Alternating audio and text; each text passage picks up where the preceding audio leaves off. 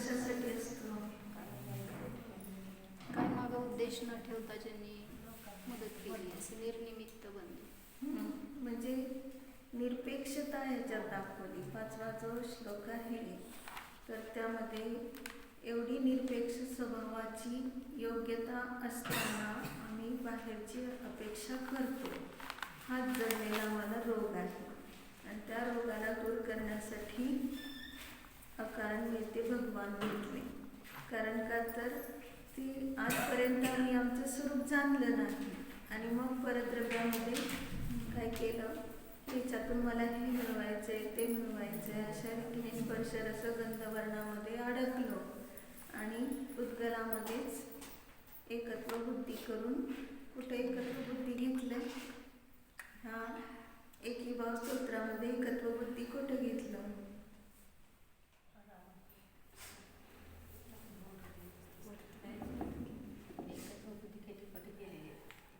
एकत्व बुद्धी परद्रव्यात केली असं कोणत्या श्लोकात सांगितलं?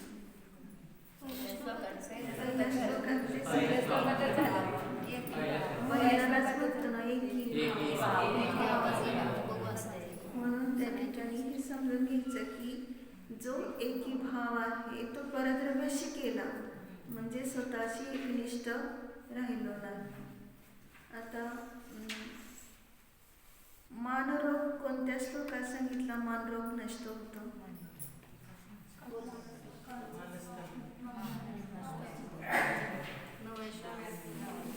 कालच झालेला श्लोक आहे.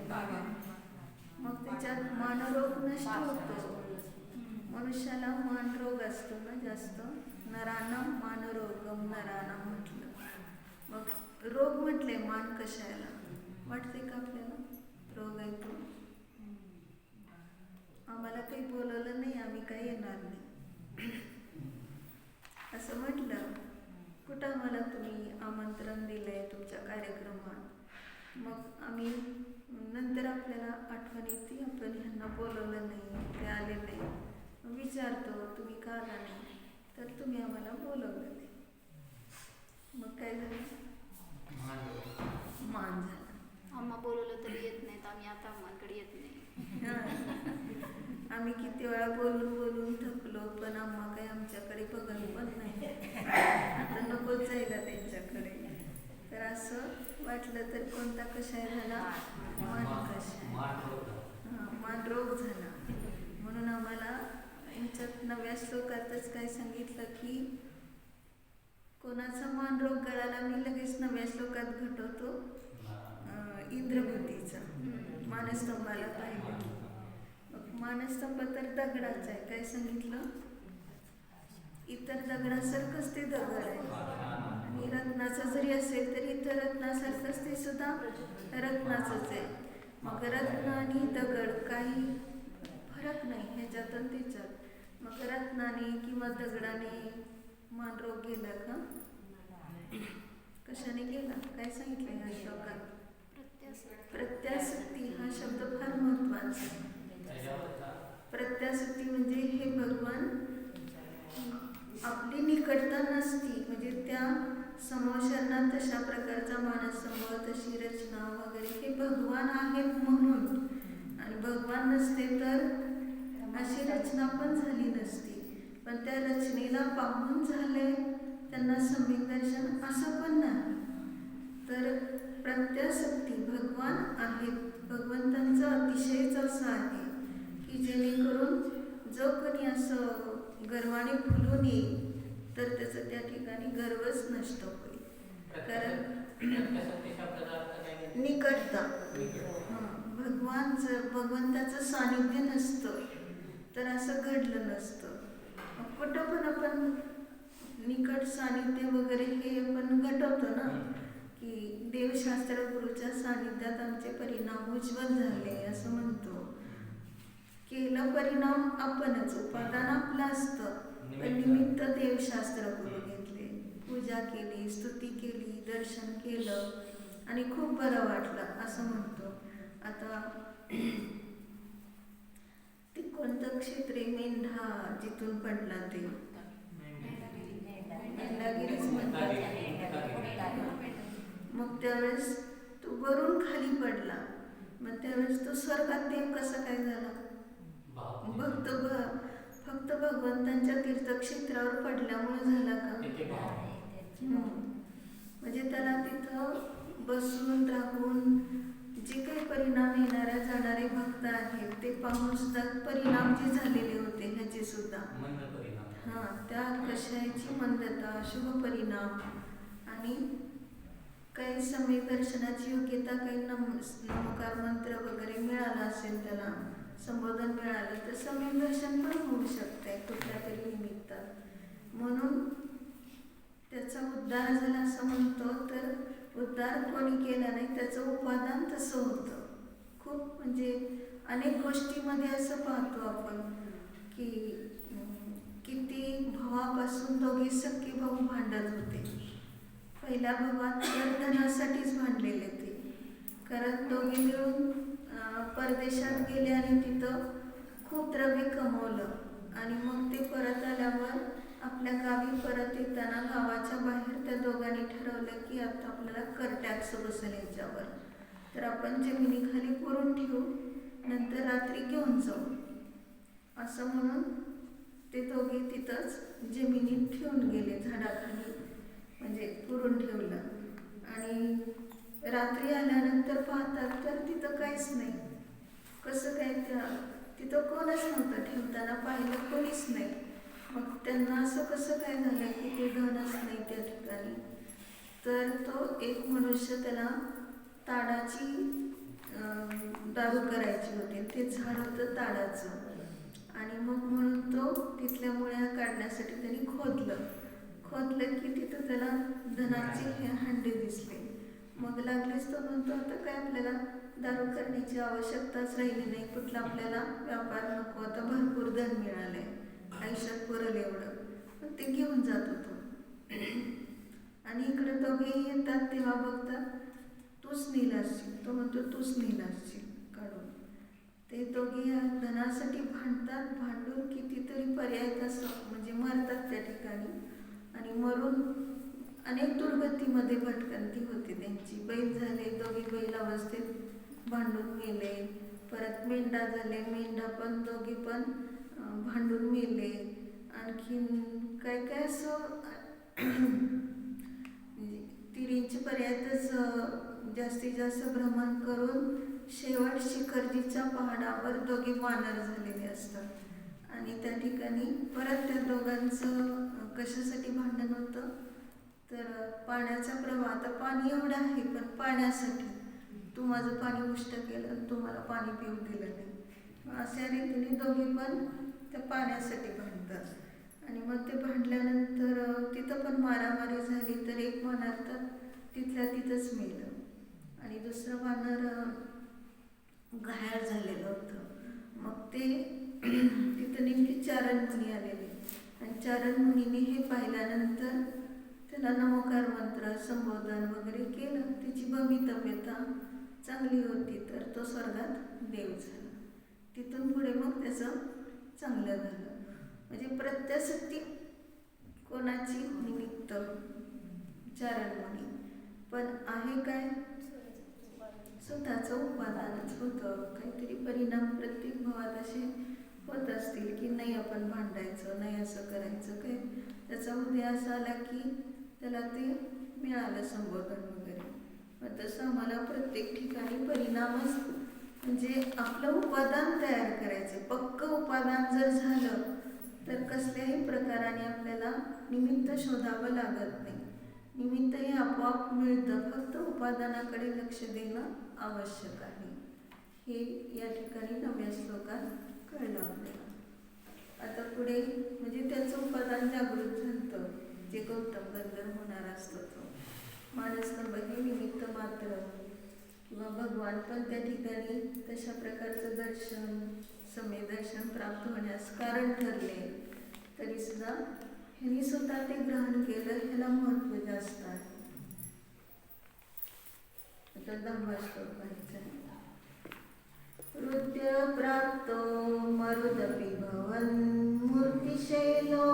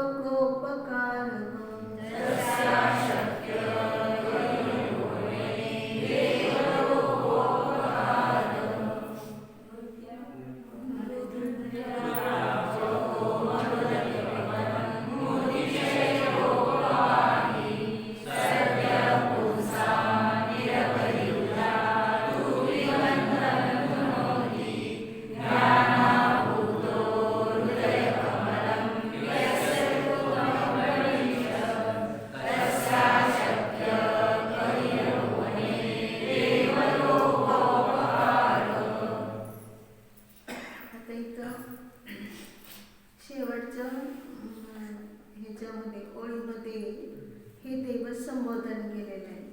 म्हणजे हे देवा, आता एकदम पहिल्या ओळीत भवन मूर्ती शैलोपवार.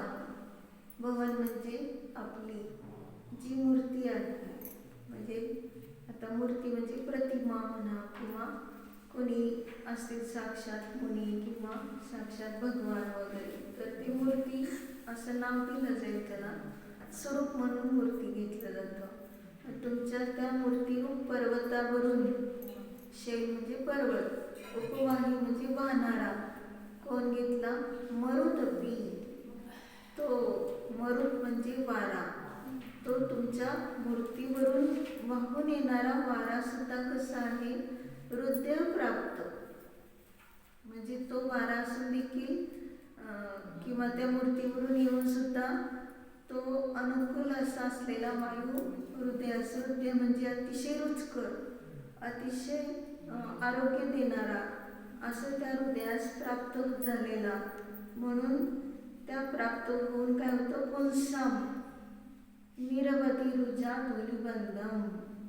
पुंसा म्हणजे मनुष्यांना, त्या निरवधी म्हणजे अमर्याद कितीतरी काळापासून रोगरूपी धुळी तिच्या शरीरावर बसलेल्या आहे आणि त्याची बंधनं म्हणजे ते रोगरूपी धूळ इतकी चिटकून बसलेली आहे.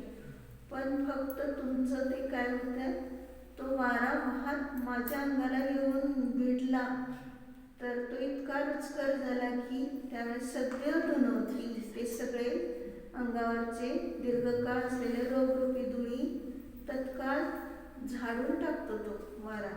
धुनवती म्हणजे नष्ट करतो, सत्य म्हणजे ताबडतोब, ताबडतोब त्या धुळीला नष्ट करतो, म्हणजे धूळ वाहून नेतो किंवा किंचित मात्र धूळ तिथं राहत नाही. कशाची? रोगरूपी धूळ म्हटलेली. मग ध्याना होतो. मग ध्यानाने तुम्हाला आहुत केलं म्हणजे बोलवलंय. मी असं ध्यान केलंय की त्यामध्ये तुम्हाला मी आमंत्रित केलेलं आहे. मग त्या ठिकाणी त्वम यश हृदय कमलम प्रविष्टम. तुम्ही ज्यांच्या ध्यान केलेलं असताना त्यामध्ये त्यांच्या हृदयरूपी कमलामध्ये प्रवेश केलेला असताना तस्य इह भवनी, त्याला या लोकामध्ये क लोकोपकार अशक्य. कोणता लोकाचा उपकार अशक्य आहे? अर्थात सहज लोकावर उपकार करता येईल अशा प्रकाराने हे तुम्हाला म्हणजे ध्यानात घेतलं की एवढी शक्ती प्रगट होते की किती लोकांना काय सांगू आणि काय करू आणि कशा पद्धतीने त्यांना मिथ्यात्वातून बाहेर करू किंवा त्यांना धर्म बुद्धी कशी सुचेल वगैरे अशा रीतीने जे विचार आहेत ते काही अवघड नाही, त्यांच्यावर उपकार सहज होईल. कारण का तर तुम्ही माझ्या ध्यानामध्ये आहात, विषय तुमचा घेतलाय. हे व्यवहारण्याने भगवंतांना म्हटलं. आता निश्चयाने कसं लावायचं? निश्चयाने पहा, भवन मूर्ती शैलोपवाही असं घेतलं ना. प्रथम भवन म्हणजे आपला कारण परमात्मा आणि त्या कारण परमात्माच हे आपलं मूर्ती म्हणजे स्वरूप आहे. आणि त्या स्वरूपामध्ये शैल कशासाठी म्हटलं जातं? दगड का? हां, शिळापासून शैल झालं आणि त्या पर्वताला शैल म्हटलं जातं. शैलेश नाव कोणाचे पुराणामध्ये? हनुमानाचं. का शैलेश नाव आहे त्याचं? तो वरून पडला एका शिळेवर, खूप कठीण दगड होता तो, पण त्याचा चुराचुरा झाला. तो जेव्हा त्या विमानातून पडतो तेव्हा त्या शिळेचा चुराचुरा होऊन जातो. इकडं अंजना तर एवढी घाबरून गेली की कसं तरी आता बसले विमानात, हा तर उसळी मारून खाली पडला आणि ते बघून ती मूर्छित झाली. आणि ते मामा तिचं संबोधन करतात, एवढं का तू आकलीत होते? तो तर मोक्षगामी जीव आहे, त्याचं असं काही सुद्धा होणार नाही.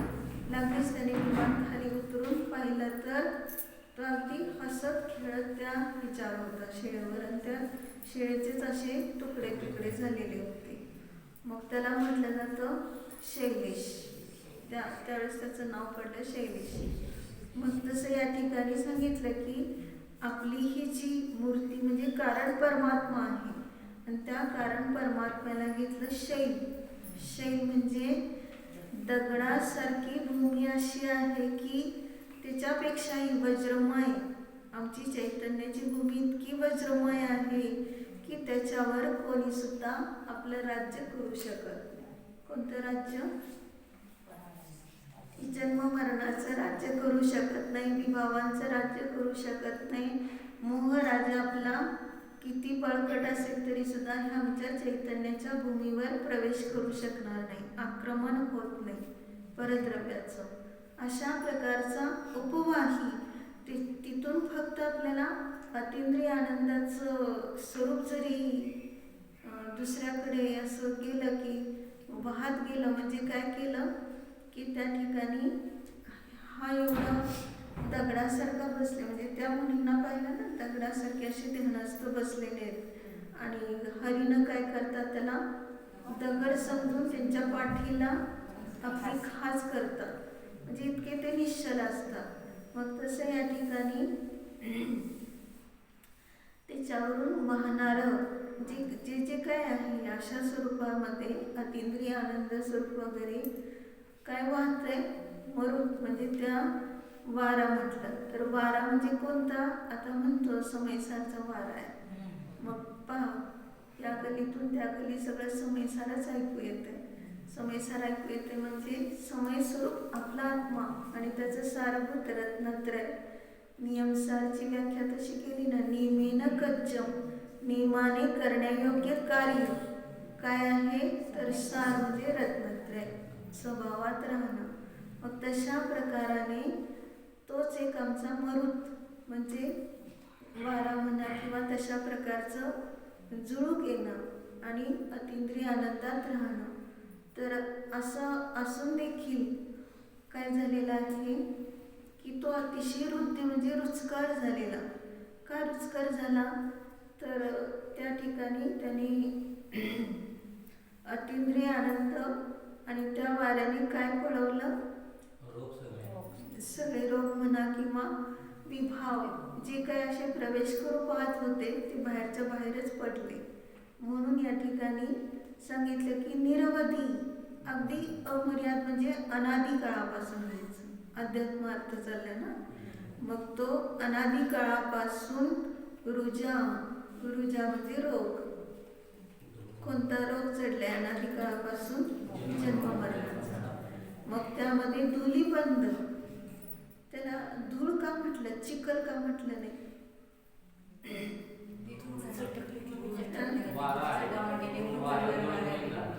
वाऱ्याची उपमा घेतली ना, वारा आला की धूळ वाहून जाते आणि चिखलाला लागते पाणी, पाण्याशिवाय चिखल निघत नाही.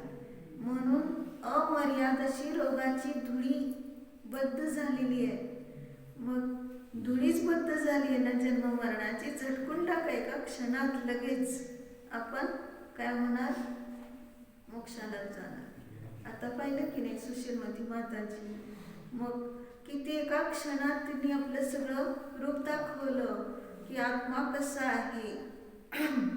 आतापर्यंत वाटत होतं की कसं काय ते एकाच खोलीत आहेत, काय त्यांना बाहेर यावं वाटत नाही का, त्यांनी काय करायचं, प्रत्यासक्ती लगेच घ्यायची. त्यांची निकटता एवढी होती की ते बाहेर नाही आले तरी कुठपर्यंत त्यांचं हे होतं, सर्व लोकांना इतकं त्याचा बोध होता की आहेत माताजी आहेत आणि ते आपल्याला हे सांगतात ते सांगतात, प्रतिक्रमण देतात, प्रायश्चित्त देतात. मग अशा रीतीने आपण हे तिथं ते अस्तित्वावर सुद्धा पण केवढं बल दाखवलं त्यांनी. पण त्याच्याही पुढे त्यांनी असा पराक्रम केला की आता पूर्ण निरपेक्ष माझ्यामध्ये मी आहे, मी न्यायिकच आहे, दुसरं काही सुद्धा मला आता विकल्प नाही. जे शेवटचे साधण्यायोग्य आहे ती धारा जी सतत चालू असते ती फक्त प्रगट झाली शेवटच्या वेळेला. आणि मग ते आपल्याला वाटतं कसं काय असं झालं, तर ती किती काळापासून त्यांनी अशा प्रकारची ही साधना केलेली आहे आणि तशा प्रकारच्या साधनेतून हे सगळं काय झालं, अशा रीतीने शेवट त्याचा कळस चढवल्यासारखं झालं. म्हणजे शिखरावर जसं कळस चढवल्यानंतरच त्याचं ते म्हणतो शोभा आहे. हां, ते दिल्लीला एका सुगुणचंद शेठजींनी मंदिर बांधलेलं. मग त्यावेळेस खूप सगळं काही इतकं सुंदर बांधलं, फक्त आता अर्ध काम काय राहिलं होतं, कळस चढवायचं. आणि ते कितीतरी दिवस असंच राहिलं. आणि त्यांना विचारता शेठजींना सगळे पंचलोक घेऊन, हे असं का ठेवले अर्ध? ते म्हणतात, अहो काय सांगायचं तुम्हाला, आता माझी सगळी पुंजी संपली आहे. मग आम्ही आहे की पंचलोक काय म्हटले, आम्ही करतो ती पूर्ती सगळी, पण त्याच्यात कळस चढवा. मग आम्ही तेच म्हणतोय की तुम्ही लक्ष देऊन करा ते काम. मग सगळ्या पंचलोकांनी म्हणून काय केलं, कळस चढवला. कळस चढवल्यानंतर त्यांची काय युक्ती होती त्यामध्ये, तेवढा कळस चढवण्याची शक्ती नव्हती असं नाही. युक्ती अशी होती की हे मी बांधलंय, हे कर्तृत्व शेवटपर्यंत असं राहील, माझं नाव तिथं पुढं होईल, पण हे सगळं पंचाचं मंदिर आहे, सगळ्यांनी मिळून केलेलं. फक्त तेवढ्या एका कळसाने काय झालं, सगळ्यांचं नाव आलं, त्यांचं नाव तिथं, म्हणजे कर्तृत्व घेतलं नाही त्यांनी. थोडक्यात हे सांगायचे, तिथं त्यांनी बोध कशाचा दिला, अकर्ता स्वरूपाचा. तसंच या ठिकाणी सुद्धा काय सांगतात की माताजींनी पण कुठल्याही प्रकारचं कर्तृत्व घेतलं नाही आणि म्हणूनच अकर्ता स्वभावात राहून ते उत्कृष्ट त्यांनी आपली साधना केली. आणि ती साधना सर्व जगाला अगदी काय आहे, आदर्शभूत ठरली. कारण का तर आपण म्हणतो आमचं दर्शन झालं नाही, आम्हाला दर्शन करायचं होतं. पुष्कळ लोक म्हणतात आम्ही दर्शनाला येणार होतो, सगळे दर्शनाला शेवटी येणार म्हणतात. आधी काय केलेलं असतं, म्हणजे आधी पण त्यांनी पाहिलेलंच असतंय की माताजी कशा आहे, ते काय आपल्याला बोध देतात. कोणी पण तिथं जाऊ दे, त्या एका व्यक्तीसाठी सुद्धा सगळं काही सांगत राहणार आणि त्या व्यक्तीने जर आपलं काही तक्रार केली तर त्याला प्रतिक्रमण पण देणार, प्रायश्चित्त पण देणार आणि आत्मानुभूती घ्या म्हणून सांगणार. मग तशा पद्धतीने इथं सुद्धा ध्यानाने आहूत केलंय, म्हणजे आपल्या ध्यानामध्ये कोणाला आमंत्रित केलंय, आपल्याच कारण परमात्म्याला. आणि त्याला आमंत्रित करून आपल्या हृदय कमलामध्ये असं प्रविष्ट केलेलं आहे की त्याला या लोकामध्ये, आपल्या कारण परमात्म्याला या लोकामध्ये कोणता लोकाचा उपकार अशक्य आहे. आता लोकोपकार म्हणून काय घ्यायचं, लोक म्हणजे चैतन्य लोक आणि त्याच्यावर उपकार म्हणजे काय, उप म्हणजे निकट, कार म्हणजे करणं, स्वभावाच्या जवळ राहून जे केलं जातं तो चैतन्य लोकाचा उपकार आहे. म्हणून अशा रीतीने त्याला अशक्य आहे का, सदैव आत्मानुभूतीसाठी तो तत्पर होणारच, कारण त्याचं ते स्वरूपच आहे. म्हणून त्याला ते अशक्य होणार नाही जो ध्यानामध्ये राहील तो. कुठल्या ध्यानात, धर्मध्यानामध्ये. धर्मध्यानात राहिलो तर आर्तरौद्र ध्यान, ध्यान हे चालूच आहे, ध्यान कधी बंद नाही आहे, पण आर्तरौद्र ध्यान चाललेलं आहे. आणि जर धर्मध्यानात राहिलं तर कधीही आपल्याला याच्यामध्ये असा अडथळा येणार नाही की आता मला सुख भोगायचं होतं पण ते मला भोगता आलं नाही, असं पश्चातापाची भूमिका ह्या धर्मध्यानात नाही. पण आर्तरौद्र ध्यानात नक्की आहे. झोपच झोप घेत राहिलं तर कोणतं ध्यान आहे, आर्त ध्यान सांगितलं. आरत ते गतिनीची होई सांगितलं की नाही मृत्यू महोत्सवमध्ये. आर्त ध्यानाने दुर्गती होते. मग आर्त ध्यान कुठं कुठं आहे तर हे पहिलं आपल्याला समजून घेणं आवश्यक आहे. शरीराची कोणतीही क्रिया हे आर्त ध्यानाला कारण आहे. शरीराची कोणतीही क्रिया म्हणजे खाणं पिणं, उठणं बसणं झोपणं, ज्या चालणं, ते सगळं आर्त ध्यान आहे. आणि जर आम्ही ह्या शरीराच्या क्रियेतच स्मरण केलं तर काय होईल, अर्धध्यानात मरण होईल. म्हणून केव्हा पण इतकी सावधानता ठेवायची की त्यांनी पाणी मागितलं आणि म्हणतो पाणी मागितलंय काय द्यायचं नाही काय. तिथं कोण ज्ञानी असतात ते म्हणतात थांबा, आता ती योग्यता आहे का पाणी देण्याची, त्याला संबोधन करा. रात्र असेल तर द्यायचंच नाहीये, पण दिवसा सुद्धा जर तशा पद्धतीने ते पाणी ग्रहण करणार नाहीत आणि फक्त अनादिकाळच्या संस्कारवश घ्यावं असं वाटतं, मग त्याला ते संबोधन करायचं.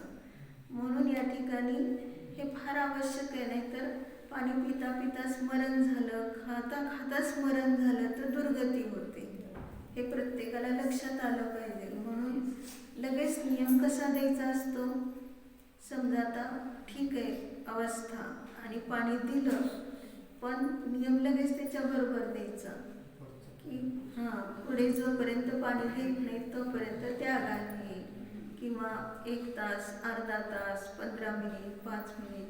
मग त्या 5 मिनिटातच जर मरण झालं तर कशात मरण झालं, त्यागामध्ये, नियमामध्ये.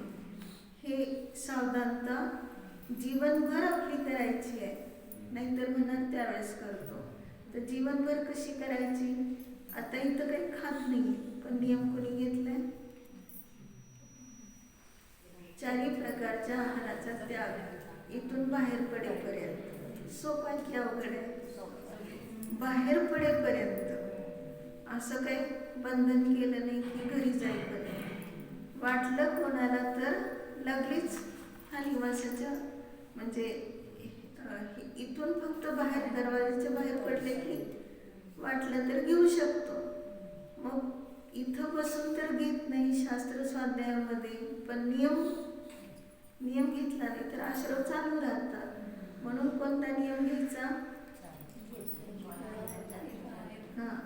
इथं जोपर्यंत शास्त्र ऐकतोय तोपर्यंत 4 प्रकारच्या आहाराचा त्याग, वाहनांचा त्याग, आणखीन काय परिग्रह, जेवढं अंगावर आहे तेवढं सोडून बाकी सर्व परिग्रहाचा त्याग, घराचा त्याग, घरातल्या लोकांचा त्याग. घरातल्या लोकांचा त्याग केला का, नाहीतर मग सारखं मागं वळून बघतो आलेत का ऐकायला, किती सांगितलं होतं आले नाही, आकुलता करत बसतो. म्हणून परिग्रह नाही आपला, चेतन परिग्रह नाही, अचेतन परिग्रह नाही, सर्वापासून भिन्न आपला आत्मा आहे.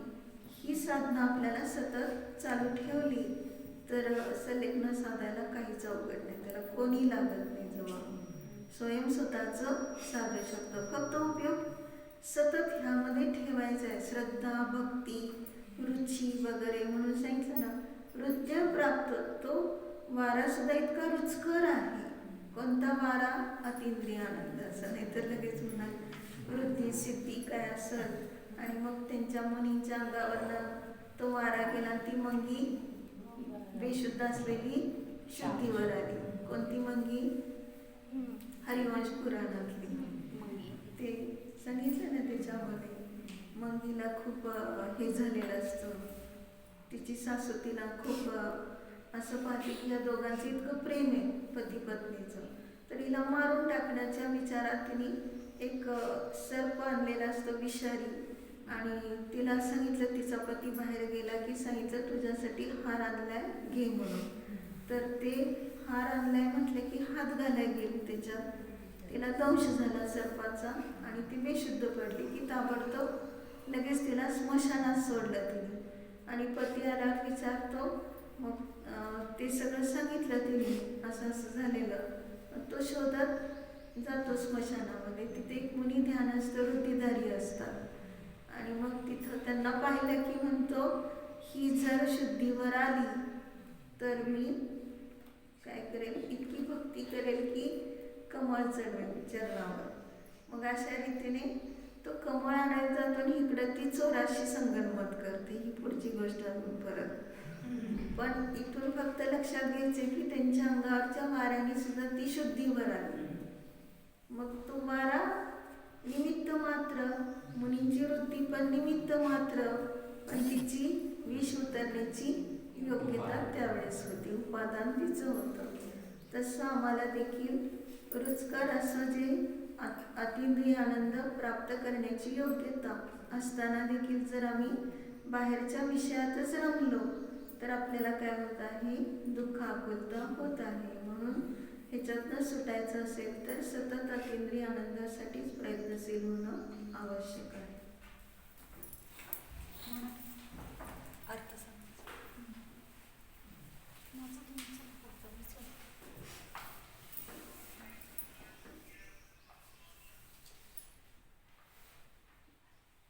हे देवा, तुझ्या मूर्तीरूप पर्वतावरून येणारा अनुकूल वायू हृदयास प्राप्त होऊन नरांच्या अंगावरची दीर्घकाळ असलेली रोगरूपी धूळ तत्काळ झाडून टाकतो. मग तुझे ध्यान केल्यामुळे ज्याच्या हृदय कमलात तू प्रवेश केलास त्यास या लोकी कोणता लोकोपकार अशक्य आहे. भावार्थ आहे ना माझा, जोरातच एकदा तो. हे देवादिदेव, तुझे मूर्तीरूप पर्वतावरून येणारा वारा हृदयात प्रवेश करून ज्या मनुष्यांच्या अंगास स्पर्श करतो त्या मनुष्याच्या अंगावरची चिरकालपासून जडत असलेली रोगरूपी धूळ नाहीशी करतो. मग ज्याच्या हृदयात तू प्रवेश केला आहेस अशा त्या मनुष्यास तुझ्या प्रभावाने कोणता लोकोपकार करता येणार नाही. लोकोपकार तात्पर्य, जो तुझे नामस्मरण करतो त्याच्या वृद्धी सिद्धी वगैरे प्रभावक गुणांची प्राप्ती होते.